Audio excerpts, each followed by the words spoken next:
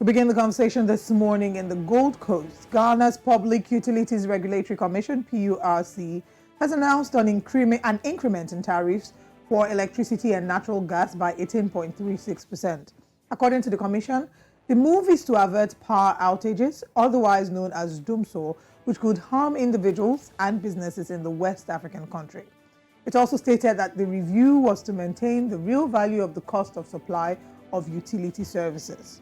PURC also blamed the depreciation of the local currency, the cedi, against the US dollar, high inflation, electricity generation mix, and the weighted average cost of natural gas as the factors that influenced the latest increment. It said the quarterly tariff review mechanism aims at tracking and incorporating changes in key factors used in determining local gas and electricity tariffs. Ghana, of course, has been battling with a lot of.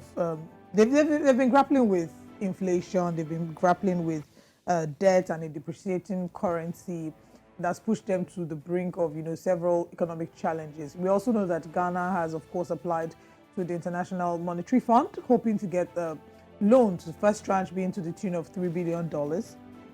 But of course, we can see this is happening because they are currently struggling and have been for a while. But if there's one thing that I actually want to applaud the Ghanaians for, if you go to Ghana, what they experience in terms of electricity is a totally different reality from what is experienced in different parts of the country. So even when we're talking about load shedding, it's not something that the Ghanaians are quite used to. They have more stable electricity than a number of parts of the country. And if other things were working well, sometimes increase in electricity tariff can be a welcome development if one can guarantee that this increase would reflect in the regularity of our electricity. For example, if we bring this back to Nigeria, many people are willing to pay more if they can guarantee that they would constantly have light. Although to the tune of 18.36% is a lot, right? One wonders how they are going to be able to cope with all of this, still dealing with their economic challenges and then being able to balance that with this current tariff. I don't know how it's going to be for them. Yeah, absolutely. And, fair argument there. I've read through the comments. Not very many people are excited about this. Actually, nobody is excited about this. No one will be. Ghana. Yeah, there's also statement, I think it was also yesterday, they announced a 10% decrease in transportation fares, and then putting that on the side with an increase now in electricity tariff, and so a lot of the people who have reacted to this, say that they feel like they've been scammed, because they haven't finished celebrating the 10% decrease in transport, and now they're seeing, 18.36, I think, percent increase in electricity. So, but of course, has the minimum wage increased? No, and has the, cost of living or generally income of the average Ghanaian increased? Not very, has the currency not been very much. Strengthened? Not at all, and so. The Ghanaian government, of course, will continue to have its people not very happy with them. And I think it's one of the things that, earlier I mentioned John Mahama, coming back to run in 2024. The NPP will definitely have a lot of questions to answer during the elections, if Mahama pulls through all the way to the election. He has a lot of work really cut out for him, Last year, we talked about how Bloomberg had listed it as one of the worst performing currencies, and right now it's really a very complicated time. With just this year alone, the cedi has lost 20% of its value against the US dollar since the beginning of this year, and inflation has risen to over 15%. So all of this, it's quite a tough time. They might be gearing up for some, they call it dumsor, but for some load shedding, they might have to deal with a number of, of such situations.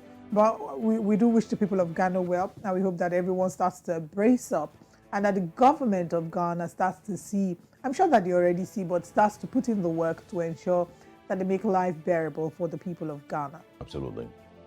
Now, moving away from Ghana, the passenger services have finally resumed on the rail line that connects Brazzaville and Point Nord, the center of Congo-Brazzaville's economic activity.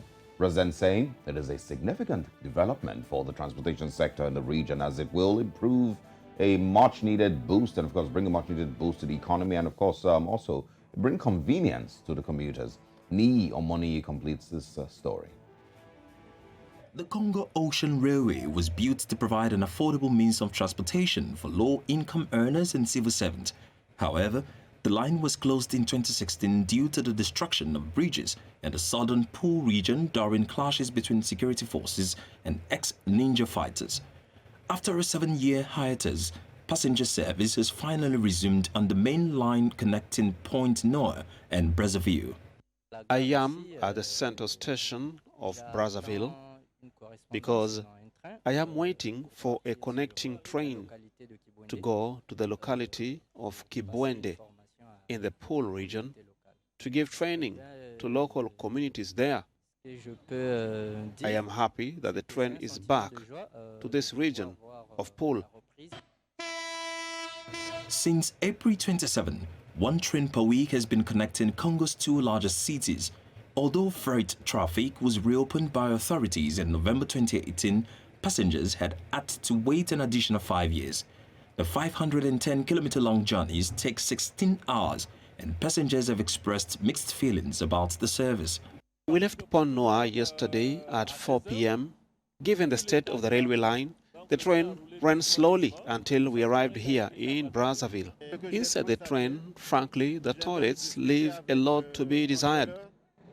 I told the ticket inspector and the gendarmerie inside, I hope my observations will be considered. The authorities have acknowledged that the Congo Ocean Railway tracks are old and have announced plans to begin refurbishment work. This railroad is not 2-year-old. It has operated for a long time. Therefore, we have a lot of experience and have skilled personnel. Since it is a strategic corridor in the sub-regional transit, the railroad must move forward. This is a question for which we should not turn the difficulty into impossibility. The difficulty is there, but the impossibility can be overcome. I hope that with a major donor and determined Congolese, we will move forward. For a significant amount of time, the railroad has served as a crucial component of the Congolese economy and has been the only overland route between Brazzaville and Pointe-Noire. However, the newly constructed paved road by a Chinese corporation may pose a competitor to the railroad. Ni Omani, reporting for News Central. Well, of course, very interesting there from Pointe-Noire. If you have been to Congo-Brazzaville, then of course you must be very familiar with what Ni Omani is sharing there. But let's move away from there and now go to Zimbabwe, where its Justice Minister Ziyambi has appeared to give credence to speculation that an impeachment bid may be mounted against President Emmerson Mnangagwa after general elections due in August this year. He said this affected faction of the ruling ZANU-PF party is reportedly working on a so-called Bora Musango strategy to stop Mnangagwa from winning the presidential vote as he seeks a second 5-year term in office. Mr. Ziyambi said an impeachment bid may be the next result for the rebels, working together with the opposition, the Citizens Coalition for Change, CCC, led by Nelson Chamisa. Now, Mnangagwa came to power after a coup led by Chiwenga toppled longtime ruler Robert Mugabe in 2017. According to political analyst Simukai Tinghu, Mnangagwa's bid for a second term breaches a pre-coup agreement with his deputy, of course. All right. And of course, the conversation continues there in Zimbabwe. We, of course, will continue to follow and see where this leads. Nelson Chamisa, of course, has been one very, very loud opposition voice. You know, I think in every most African countries that we follow, there's always one person or the other. It is also in Senegal. South Africa, Ousmane Sonko, Senegal. Exactly. South Africa, Julius Malema. Yeah. He's a strong. Yeah, he is a very strong opposition. For those who have elections coming pretty soon. Okay. You know, there's one person who is, really being a pin in the neck of the current or the incumbent governments here and there. But of course, but it's not the first time that we're hearing conversation about Emmerson Mnangagwa crying that not crying, but like saying that that they are trying to impeach him. 2018 as well, he said, that they were planning to impeach him after the general elections. This is not a new conversation.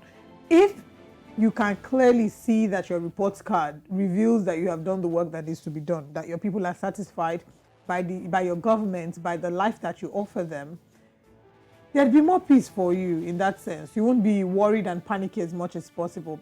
A number of times, while politics is a different game, a large number of conversations such as these stem from the opposition when they have solid proof to show that your government has not delivered on its promises, when they can show that the quality of life of the people haven't gotten better ever since you got into government. Yeah. So these are some of the reasons why, I mean, if we had such strong systems where if you got into office and in the first few years you do not deliver and you are impeached, subsequent governments will sit up, yes, knowing that if I get there, it's not business as usual. It's not uhuru, the fact that I've won the elections. I have to deliver on the mandate I have promised the people, or else I'll be booted out the way that I got in. Yeah, but that's not very likely, and it's mostly because a lot of governments, one of the things that they try to do when they get in office is to get a grip of the institutions that control governance and that have Such put as the them in media. there. Yeah, the media, the judiciary, the legislative, the elections, bodies Tribunals, and all of that. yes. Not The tribunal, elections, the sorry, the elections, election bodies. Yeah, exactly. So, as long as you have a firm grip on that, it's pretty difficult for anybody to be taken out of office. And I think also there's a lot of twists and turns with the constitutions in many of these countries that make it hard for people to even pull off a recall. I remember a couple of years ago we had conversations about recalling Senator Dino Melai, I believe, from Kogi State, but that didn't work. So the people will just have to continue to fight and fight and fight to see how they can improve on the quality of leadership that they get. But another thing is, a lot of times, you end up being fooled because you might be fighting because you're trying to improve on governance, but the people who you eventually replace, the increment with turn out to be worse or turn out to be as fraudulent as the increment. And so it's just unfortunate. I think that the continent generally needs to improve on its leadership recruitment process, first of all, and then the quality of persons who vie for office.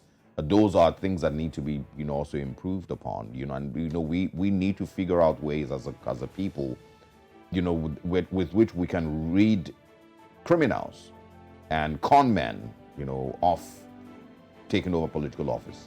I totally agree with you in the sense that we certainly have to find a way to set up systems and structures that can hold persons in government accountable. We do have the checks and balances and separation of powers, but it hasn't quite worked as much as we would have liked for it to work in many parts of the continent. But like you said, it's not just about when they get in office, it's how did they even get to office in the first place, right? What are the provisions, what are the qualifications that enable these people to run for office on the one hand. On the other hand, I think it even goes further down into our value system in the way that we as a people raise our children, in the way that the society, the kind of values that we transmit, because it is these people, the children we're having today, the lessons they're learning, what they're watching around is what they will carry into office, right? So by the time you start in secondary school trying to cut corners, parents who are getting special centers for their children and then paying people to give their children expo, you are teaching them that they can cheat the system, they can cut corners. When these people get into office, it's the same thing that they will replicate. And this is not with any country in particular in mind. Exactly. This is generally now. Two things that I think we also, have failed us, we need to watch out for is what are the constitutional requirements for people who run for office? That's one. In Nigeria, it's a pity, the kind of things that what the constitution requires. It's really just age and educational qualification is exactly. So what are the requirements? Because if for every Nigerian who has tried to go to or apply to school in Canada or the UK, the requirements choke. But that is just trying to get an extra master's degree or diploma or something. But imagine trying to be president of the highest office in land, and you really just have to have a very basic primary school certificate.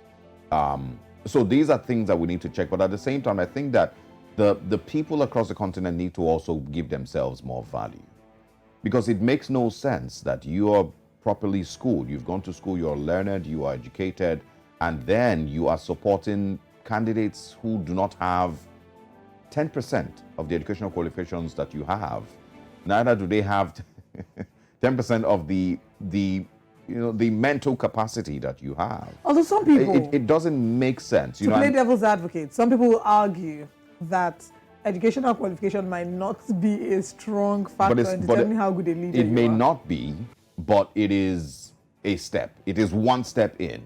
It may not, and let's not Sugarcoat it. downplay the importance of proper education. Yeah, it opens up your mind. Absolutely. And if you would not, there are people that you would not employ in your company, mostly because they do not have. There's a reason there's a requirement, educational requirement in the first place. It's not irrelevant. There's nothing like, you're gonna be head of a multinational company simply because you know the streets. No, it doesn't work like that. But but I'm gonna also say that it's not just an Africa thing. If you look at politics across the world, if you look at even the United States,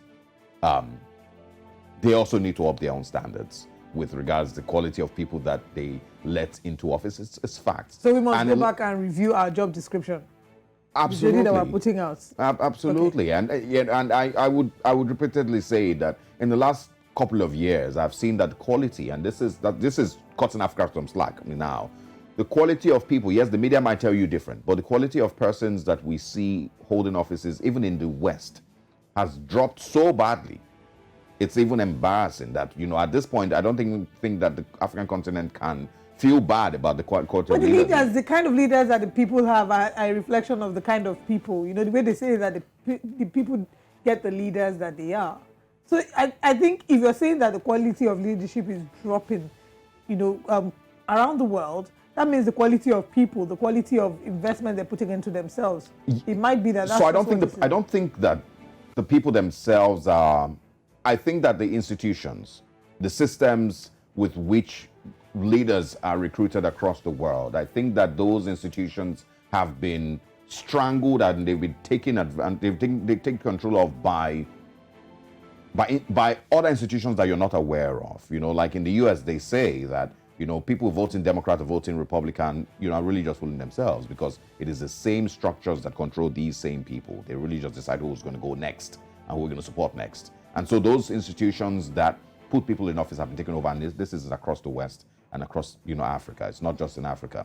It's just that the story is better told from those parts. Right. They package the media, them better. the packaging is Absolutely. different. Anyway.